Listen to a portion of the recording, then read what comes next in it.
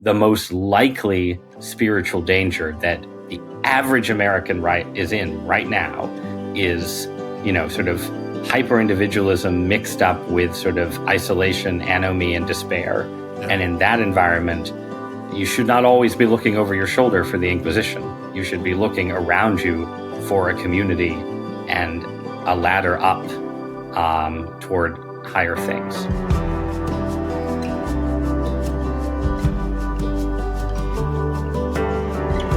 Ross Douthat is not what some would expect from a New York Times columnist. He's religious and also a political conservative. And I bet he is the first and thus far only New York Times columnist to write an evangelistic book. The new book is Believe, Why Everyone Should Be Religious, published by Zondervan. Ross, is that true, by the way?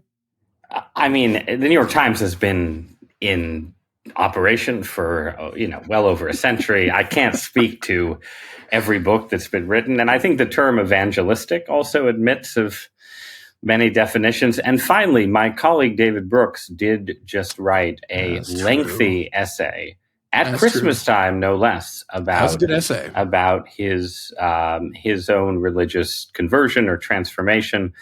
So I think I'm in good company there. I'm not exactly isolated. What you'd expect from the New York Times. That's basically right. Well, the world is changing, Collin, and you never know what you're going to read next.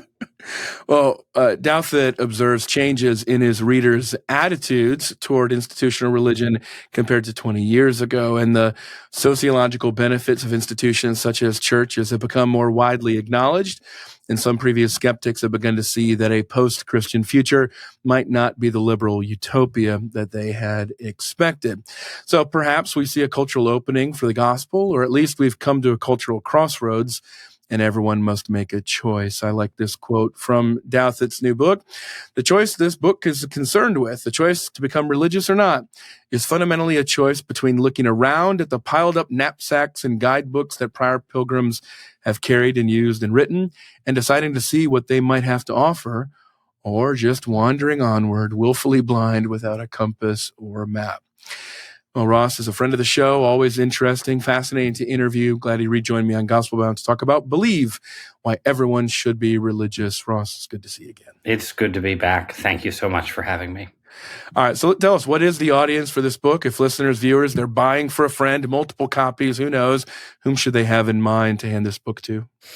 Well, the book's subtitle is Why Everyone Should Be Religious. So obviously the intended audience is everyone, Collin. Every single human being on planet Earth, made in the image of God, can and should and indeed must buy this book. However, guaranteed New York Times bestseller there. They say it's the subtitle.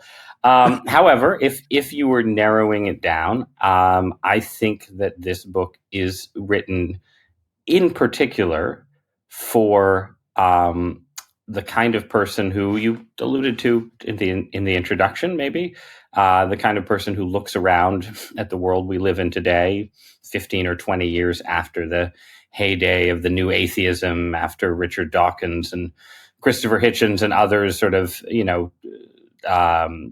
argued that we could just do away with religion, that religion poisoned everything. I think there's a lot of people who look around at the world and say, oh, actually, it turns out that a more secular or irreligious or de-churched America is not less polarized, is not more wisely governed, does not, and is instead more fragmented, more anxious, more metaphysically uncertain, more depressed.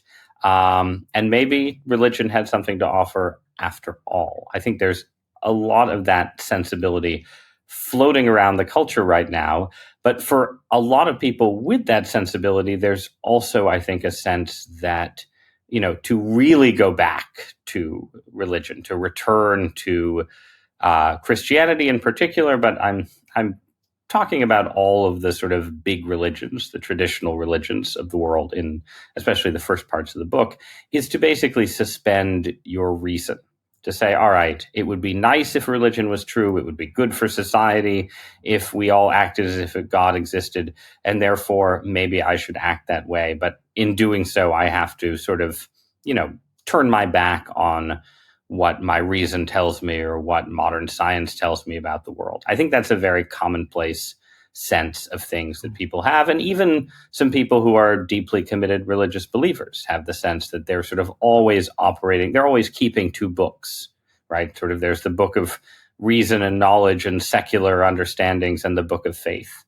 And so this book is arguing that that's a mistaken way of looking at the world, that, of course, there are aspects of religious reality that can only be known through divine revelation. Certainly, a relationship with God is something that can only happen through, grace, God's grace, and the individual's life choices. All of those things are true, but it's also true that there's a basic foundation, a basic case for being religious, that it is reasonable to be religious, that a religious perspective on the world makes sense, that it makes more sense, certainly, than materialism and naturalism and atheism, that it's more likely that Jews, Christians, Muslims, Buddhists, and Hindus are righter about the world than Richard Dawkins, than the alternative. And that's the case that at least the first part of the book sets out to make, that it is in fact not just nice or useful to be religious, but that there is a obligation on any serious person to take religion seriously and go from there. Talk about your methodology in the book. You've alluded to it there a little bit. You seem to start with really big intellectual questions, philosophical debates about God, theism as a general construct. You mentioned the big religions there. And then if I understand the book correctly, you progress more narrowly as it continues down into personal belief in Jesus Christ. Could you describe basically how you lay it out? Yeah, I mean, I think, one very crude way to think about what I'm trying to do is to say, okay, 80 years ago, C.S. Lewis wrote a book called Mere Christianity that tried to sort of bring Christians back to basics before the debates between Protestants and Catholics and others, right? To say, okay, what is the core of Christian faith, and sort of build from the ground up. And now we're in a world where I think it's useful to even start one level below that, with the idea of sort of mere religion. Like, why would someone become religious? What does it mean to have a religious perspective on the world? I think there are a lot of people who are interested in or intrigued by religion who don't even have an understanding of those basic questions, who haven't had an encounter with real religious practice in their entire life. Most of the people that Lewis was writing for had at least been raised Christian, were participating in a society that took religious institutions for granted. That's really not the case anymore. So I'm trying to do some work that's, even more basic than what Lewis was doing. And then from that foundation, saying, which starts with, what does science tell us about the world? What does our understanding of our own consciousness tell us about the world? What does religious experience, mystical experience, supernatural experience tell us about the world? And then going from there to kind of advice for the sincere seeker and pilgrim, right? Sort of trying to say, okay, here are the big choices that will confront you if you set out to be religious. Here are the things the big religions have in common, but also the things that separate them.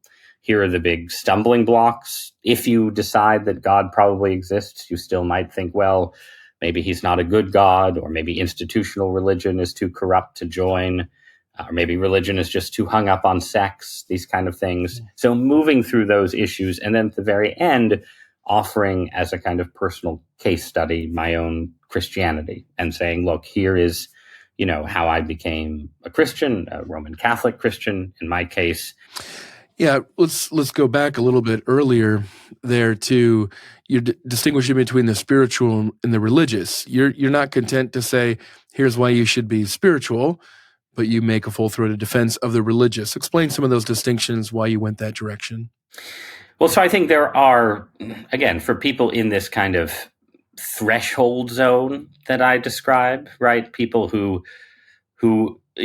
are dissatisfied with materialism and atheism and secularism, are looking for something more, our culture right now offers this big zone that we call spiritual but not religious. Right. And that's a big category, and it includes, everything from people who, subscribe to Gwyneth Paltrow's newsletter and practice a lot of spiritualized self-care, to people who sort of dabble in the major world religions, doing a little Buddhism, a little Christianity, to people who are interested in magic, tarot cards, witchcraft, to people who are interested in psychedelics and sort of chemically mediated spiritual experiences, which has been a big growth industry in Western culture in the last 10 years or so. So that's this broad zone of people sort of looking for the spiritual while ruling out strong religious commitment.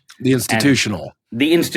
Exactly. And so part of the argument, again, before I even get to a case for Christianity itself, I try and make a case for institutional religion, for the idea that if, the line you quoted about the knapsacks and the journey is pertinent here, right? The idea that, if you assume that a kind of spiritual terrain or territory exists in which there are desirable things, encounters with God or higher powers, or whatever language you want to use, you should also assume that terrain is complex, challenging, sometimes dangerous, that it's possible to get lost in that terrain, that there might be powers in that terrain that are hostile to human beings. And again, this is a perspective that's shared not just by Christians and Muslims and Jews, but by people in Eastern religions as well. Eastern religions have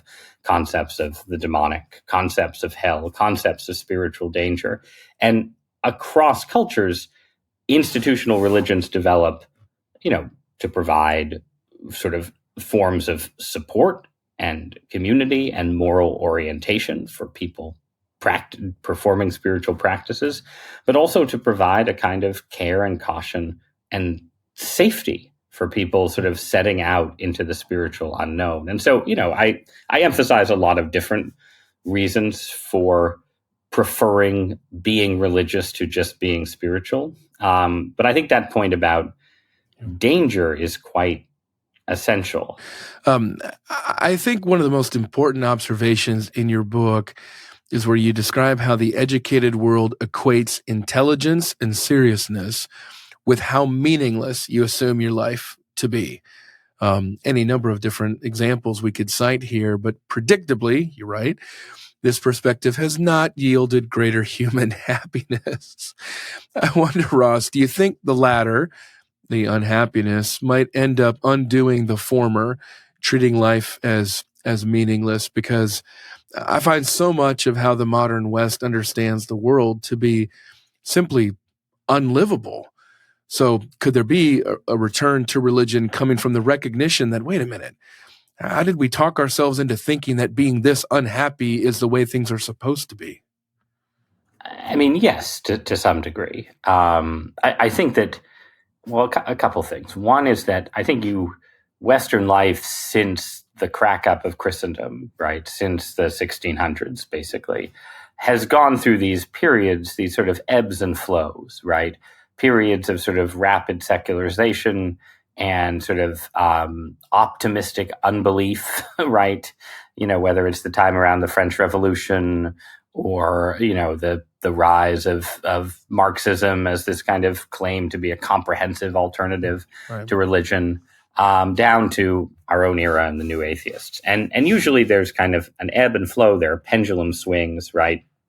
And where, a period of sort of atheistic or skeptical confidence ends in disillusionment along the lines that you describe. And then there's kind of a return to or a revisiting of religion, and you get a Great Awakening, or you get the Romantic era's fascination with Christianity, or you get the post-World War II religious revival in America. And I think it's totally possible that we are on the cusp or entering into a period like that right now. But I also think something that tends to happen is that pendulum swing back tends to never swing back all the way, Yeah. right? You do get a lot of people who end up in this sort of halfway house of wishing to be religious again, maybe finding some way to practice religion, but still thinking that ultimately it's a little bit unreasonable, right? And so in Christianity, right, if you look at, the 1950s religious revival, which I think was real and important, and, I don't think there was anything fundamentally fraudulent about it. This is the age of Billy Graham and Fulton Sheen and so on. Among the intelligentsia, there was always this sort of hesitation about, the resurrection of Jesus Christ, Sure. right? You would have these religious intellectuals who would end up on the cover of Time magazine and who, took religion seriously, were part of a general turning back to Christian wisdom after, communism and fascism and so on, but who, if you really pushed them, had just all this sort of ambiguity about the more scandalous parts of the faith. They like the morals, not the miracles. Right, the miraculous part, right? And so that's why, again, in this book, I spend the whole chapter on the supernatural and the miraculous, sort of arguing for its reasonability too. Because I think if you're going to fully reclaim ground from purely secular or atheistic ways of thinking, you do have to reclaim all the ground and not just get stuck in this, maybe there's a God, I'm glad there's religion, but, don't push me too hard on the empty tomb. Yeah. I want to read a section from your second chapter on the mind and the cosmos. This is an important passage, I think, for how you flip common arguments against God on their head. And you say here, quote, the idea that cosmos was intended, that mind is more fundamental than matter, that our minds in particular have a special relationship to the physical world and its originating cause. All of these ideas have had their plausibility strengthened, not weakened, by centuries of scientific success. We have much better evidence for the proposition that the universe was made with human beings in mind, given our extraordinary success in discovery and interpretation an ancient or medieval people ever did, end quote. What is some of the evidence that you have in mind in that passage? Well, so that's, everyone who writes about these issues ends up having sort of a favorite little argument about God, right? And so, I think there's sort of a lot of arguments that serious believers are quite familiar with that I discuss in my book. I think, the arguments around the fine-tuning of the laws of physics that science has clearly sort of discovered over the last 100 to 200 years, the ways in which the parameters of the universe seem to have been arranged in this incredibly fine-grained, narrow, like 1 in a bazillion kind of way to allow for the emergence of, stars, planets, complex life, us. That's a striking argument that was not available to people in the 1500s or something. It really is something that we have learned over in recent days. So there are arguments like that, right? Arguments about design, arguments about the nature of consciousness. But the argument that I'm referencing in the passage you quoted that I think is actually quite potent is, it's not just remarkable that the universe seems fine-tuned to allow the emergence of human life. It's not just remarkable that human life emerged with this incredibly mysterious, self-aware form of consciousness sort of stapled on, whose essence is really obscure if you try and analyze it in strictly material terms. Those two things are remarkable enough. But then you have the final fact that this consciousness, which again, on a strictly materialist account, is this kind of illusion attached to the biological processes of a, sort of jumped up ape, who has evolved through a completely blind and meaningless process. Somehow this consciousness is capable of sort of running the whole tape in reverse and figuring out not just its own evolution, not just the fundamental laws of physics, not just splitting the atom, attaining sort of godlike powers over the universe, but figuring out all the way back to these crazy initial parameters that enabled enabled jumped up apes and other creatures to come into existence in the first place. And we take this for granted, right? Because look, obviously, we're used to our reason working. We're used to science working. Our whole civilization depends on a sort of successful mapping of our own faculties onto the deep, secret physical laws of the cosmos, right? We wouldn't, have our civilization if we didn't. So we take it for granted, but it's really weird. And you could totally imagine a cosmos in which life evolved, in which human life evolved, even in which conscious life evolved, in which that conscious life just had no capacity to figure out anything beyond, let's say, basic tool making, how to hunt some predators, that kind of thing, right? Like it's very easy to imagine a world in which Newtonian physics, to say nothing of quantum physics, was totally outside our capacities to discover. And I use the sort of maybe strange, but I thought kind of fun analogy in the book of, let's say you're a kid and you and your friends develop this kind of secret code, a kind of pig Latin, right, way of talking that has this, it's useful, right? It's just useful for, hiding what you're saying from grownups and stuff. It's useful for communication. That's all it is. But then later in adulthood, you discover that this, thing you develop just for like this one practical use also actually unlocks and translates all of the secrets of Mayan astronomy, Greek philosophy, and so on that are written down in this mysterious book that you found in your own attic. Now, there's two takeaways you could have from that. One, you could be like, wow, that's just a really big fortunate coincidence that my pig Latin turned out to be the key to unlocking the secrets of the cosmos. Or you could assume, as a reasonable person would, that this is proof that you are inside some kind of story. And the book was in some sense placed there for you, and your capacity to read it is proof of your own relationship to whoever is telling the story in the first place. And I think that's the position we're in. I just think the ability of human beings to do the kind of science that we do and have it succeed on the scale that it succeeded is itself strong evidence that we are here for a reason, as religious people like to say. Ross Douthat and I are talking about his new book, Believe, Why Everyone Should Be Religious. Seems that one of the ways that people evade the implications of your arguments there, Ross, is through their imagining of the multiverse. Where does the multiverse factor in here as a supposedly appealing alternative to divine design, at least for some? Right. So the multiverse, obviously, is a theory that there exist multiple universes besides our own. It takes a lot of different forms. There's sort of a quantum mechanics version of multiverse theory, where basically every time, this is a radical oversimplification, but every time you have a choice between action A or action B and you make a choice, the other choice is also made, right?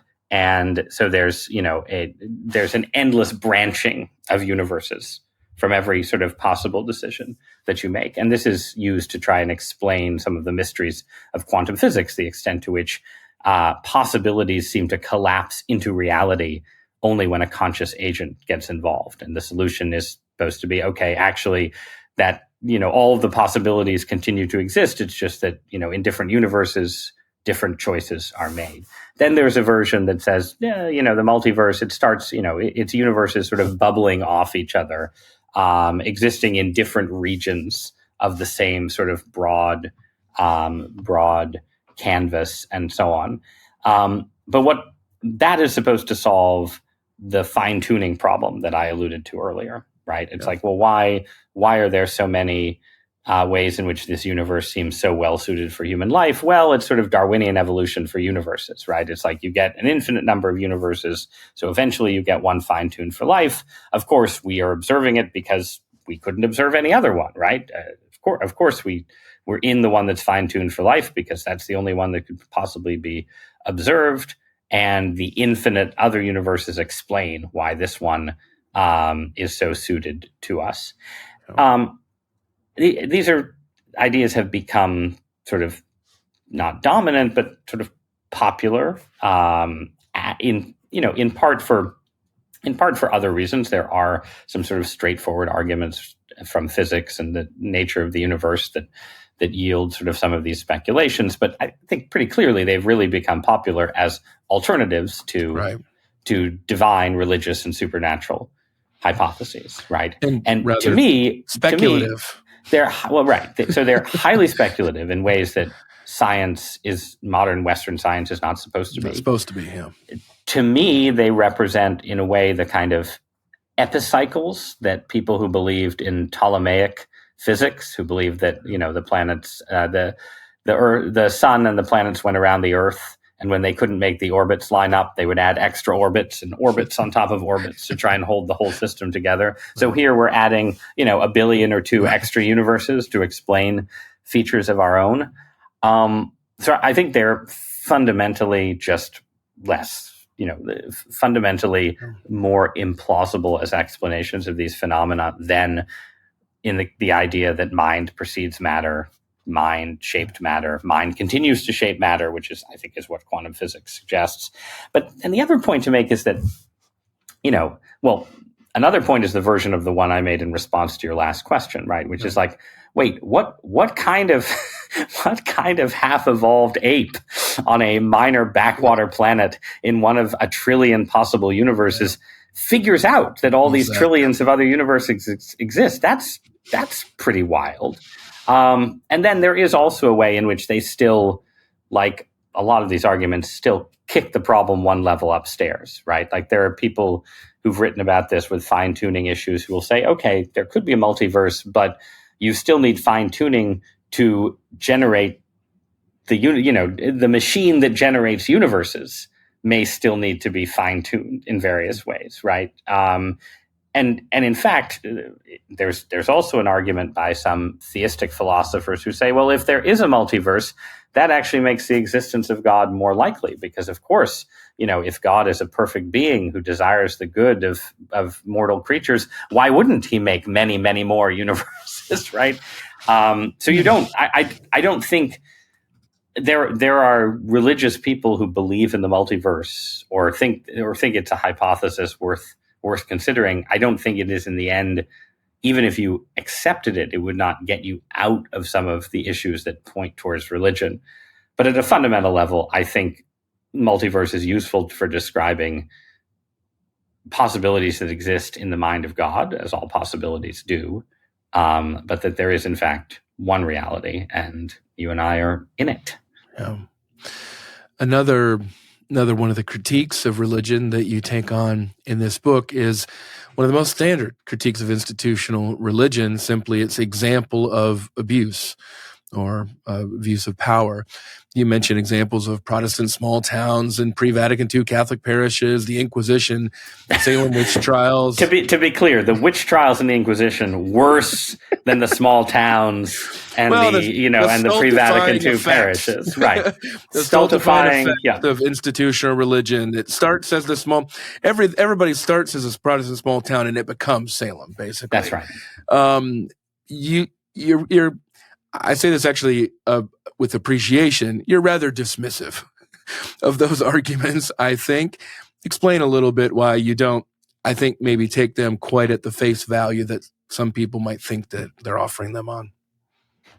I mean, I think that it's just in the nature of human cultures and human institutions to, be sinful and wicked and do bad things. And this is true in every arena of human life. Human governments do terrible things. That doesn't mean that politics is that we should sort of absent ourselves from politics. Human families are filled with divorce, abuse, cruelty, sort of everything from the worst of all things to just sort of, really unpleasant relationships with your, siblings or siblings-in-law or something, right? Yeah.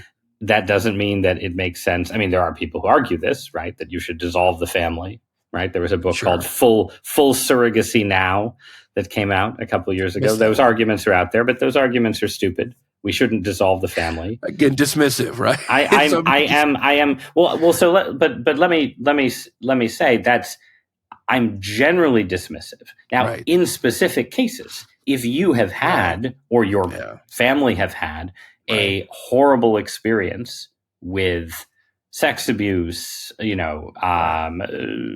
cruelty, persecution, if you're raised in a cult, it's a long litany of horrible experiences people have with religion, then, a certain hostility to that expression of institutional religion makes total sense. And so it's not surprising to me that people who are burned by institutional religion in one form would be hesitant to sort of jump back into it in another form. All of that makes sense. But the implication of that reality is that, you shouldn't try and emotionally blackmail people who have suffered at the hands of a particular institution into just sort of always sticking it out and so on, because God would never want you to leave. Sometimes people have to leave even a church that might dogmatically have the truth, right, in order to escape some terrible situation.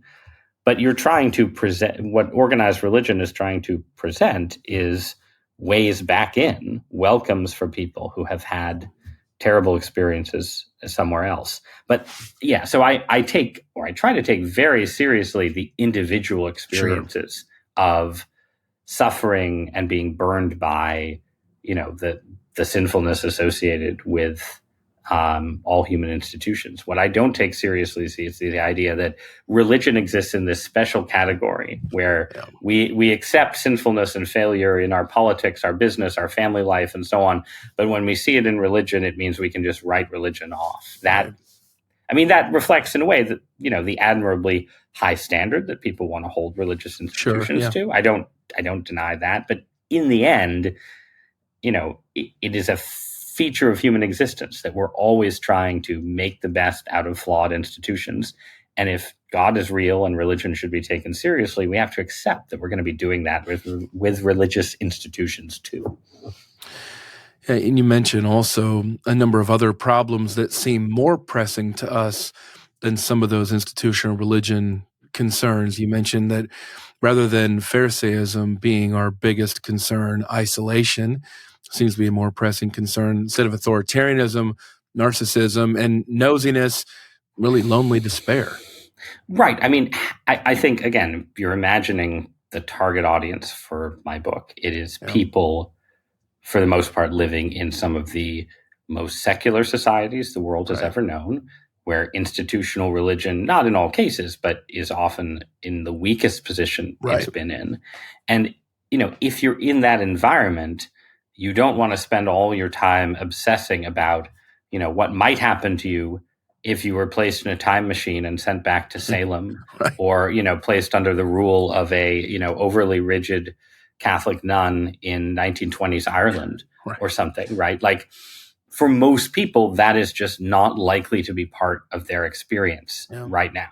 Again, with exceptions, right? There are cults, there are, abusive forms of both Protestant and Catholic religion in the US. I've known people who've had encounters with those kind of forms. I'm not saying it doesn't exist, but the most likely spiritual danger that the average American is in right now is, sort of hyper-individualism mixed up with sort of isolation, anomie, and despair. And in that environment, you should not always be looking over your shoulder for the Inquisition. You should be looking around you for a community and a ladder up toward higher things. Yeah.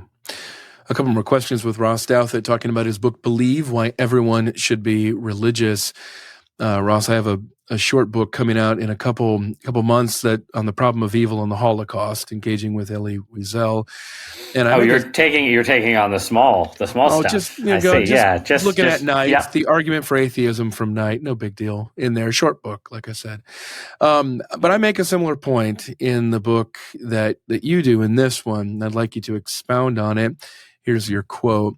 The moral case against Almighty God assumes a version of the very premise it ostensibly denies, that human beings are so distinctly fashioned among all the creatures of the world that we are equipped to stand outside material creation and comprehend it so completely as to make a certain moral assessment of how good and evil are balanced or imbalanced in the cosmos. Indeed, it assumes that we can identify good and evil as meaningful categories at all, as opposed to just flags of convenience for things we have to instinctively favor and dislike. As Ross, point that I just try to make is we're not having this argument unless we're made in the image of God. But I wonder, I guess one way to put it to you is, why do wealthy, supposedly advanced societies like ours seem to have so many bigger spiritual problems with these questions, and specifically with suffering, than, say, less developed or less wealthy societies do? Yeah, it's an interesting feature of these kind of arguments, which is that on the one hand, they've always been with us, and obviously they get sharpened by particularly unspeakable examples of evil like the Holocaust. But at the same time, in terms of their appeal to people, the appeal of the idea that there's too much suffering in the world for there to be a good God does seem to be stronger in societies where there is less suffering and more material comfort than ever before. And, you could argue that several different ways. You could say, well, we need to escape from a certain degree of suffering to sort of recognize just how bad it really is, right? It's like the fish that's swimming in water doesn't even notice he's wet. But once our situation improves a little, we can see just how bad things have been and sort of assess the possibility of God correctly. That might be an argument that someone would make. In practice, though, I think there's a kind of stark presumptuousness for the societies and the individuals that are experiencing less suffering to effectively lecture people in the human past and people in the human present who, while experiencing terrible forms of suffering, nonetheless retain or even find their faith in God strengthened. And that's certainly been like the pattern that I've observed just in my own life. I mentioned in the book briefly my experience with chronic illness and being in, some worlds of like people trying to desperately get better from totally mysterious ailments, and moving back and forth between those worlds and sort of like, secular prosperity in the American Northeast.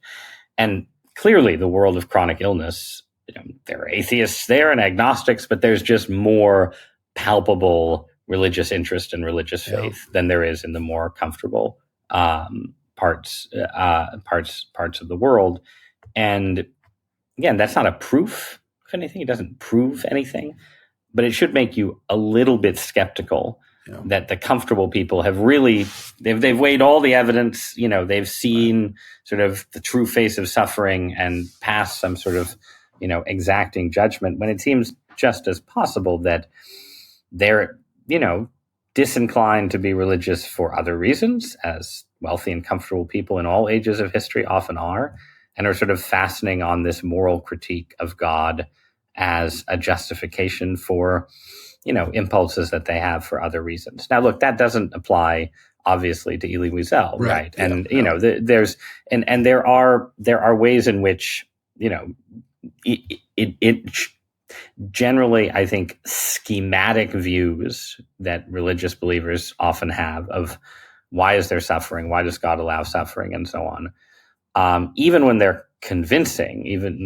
the argument that evil is necessary, for free will to exist, and so on. Even when they're convincing, they do hit a kind of rhetorical limit when you're talking to someone facing the absolute worst, whether it's Auschwitz or just like the death of a child or something like that, right? And I think, the other thing to be said is that from the point of view of Christian scripture, the Bible does not offer an answer to the problem of evil. What it offers is sort of portraits of people wrestling with the problem, from Abraham talking to God, arguing with God about, whether to spare Sodom, through Job, down through, Gethsemane and the Passion and so on. And ultimately the presence of God himself and the suffering of Christ himself. Right. But all of which suggests that God wants us to have the argument, right? That and wrestle, like that the wrestling is something that can be encompassed by religion. It's just the sort of the decisive decision that I've wrestled and I've come to a conclusion, and I can pass judgment on God, that seems to me to be wildly presumptuous. Right. Last question here. Let's close on this one. Talking with Ross Douthat about believe, why everyone should be religious. Ross, you end the book this way. How can anyone not be compelled by Jesus? I mean, I don't want to. I mean, look, I was raised as a Christian, right? I was raised inside a Christian culture. For whatever sort of odd religious movements my family made as a child, they were always sort of in the shadow of the Gospels and the New Testament, right? And so, in that sense, like, someone who was skeptical of the conclusions I draw could say, look, of course, you find the Jesus of the Gospels to be the most compelling of the great religious figures who are available, right? Of course, you find the Gospels to be unique among major religious texts. This is, as sort of the argument that I end with. Why, if you take the possibility of God seriously, the New Testament stands out among possible divine interventions on offer. Right. So someone could say, we're right. Of course, you have these biases, and they inform and shape your reaction to those texts. And at some level, some version of that has to be true. And clearly, there are people who read the New Testament and read the Quran and come away sort of convicted by the Quran in some way that they weren't by the New Testament. Obviously, that exists. And there wouldn't be a diversity of world religions if everyone reacted to Matthew, Mark, Luke, and John the way you and I do. Right. I do think, though, that one of the advantages of a sort of partially secularized culture is that it exposes at least some people to the Gospels in the way they would have been originally experienced, as something that you were coming to fresh, that you can be sort of shocked by and surprised by and struck by in a way that is actually can be harder when you're raised inside a kind of Sunday school piety, right? Where you're just, it's like, okay, you know about the story of the loaves and the fishes because you did a coloring book exercise about it at age 6. Yeah. And I wrote a piece about this, for the Times a couple of Easters ago, right? The idea that reading the Gospels raw can actually, that there is an advantage for Christianity in certain ways in having more people do that, because whatever firm conclusions you draw from them, their absolute strangeness, I think, among religious texts really does come through strongly when you don't have an apparatus of faith around them. And that's, I think, a really powerful thing. Let's end there. Ross, thanks again. The book is Believe, Why Everyone Should Be Religious, published by Zondervan. Appreciate it. Thanks, Ross. Absolutely. Thanks so much for having me. Good luck with the problem of evil. Thank you. I'll let you know how it works out. Yep. I've solved the problem of God. You can solve the problem of evil. And it'll all be taken care of for 2026. All in a day's work. Thanks, Ross. All right. Thanks, Collin.